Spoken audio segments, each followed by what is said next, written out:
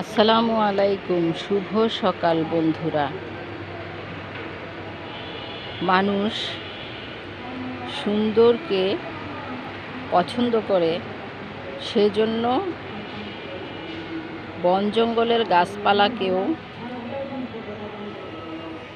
Indoor plant হিসেবে অথবা বাগানে রাখার জন্য খুঁজে খুঁজে বের করে নিয়ে আসে।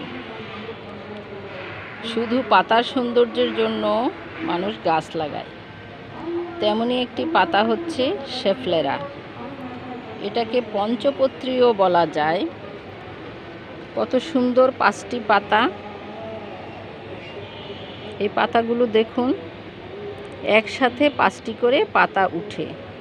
এটা হালকা সবুজ মাঝারি পাতা, আর এই পাতাটা হচ্ছে একেবারে নতুন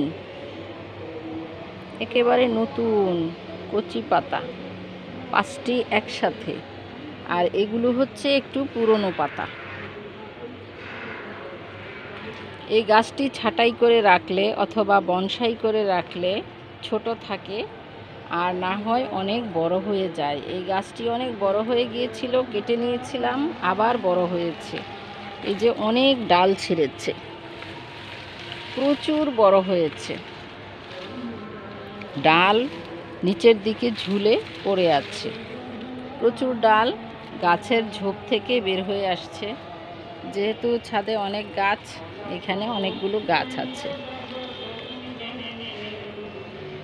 এই গাছটি ইনডোর প্ল্যান্ট হিসেবে বারান্দায় ঘরে রাখতে পারেন, ছাঁটাই করে ছোট করে রেখে। তবে পরিপূর্ণ হয়ে গেলে, ম্যাচিউর হলে গাছটিতে ফুল হয়, ছোট ফুল হয়। এটাতে গত বছর ফুল এসেছিল, কেটেছিলাম, আবার পাতা হচ্ছে।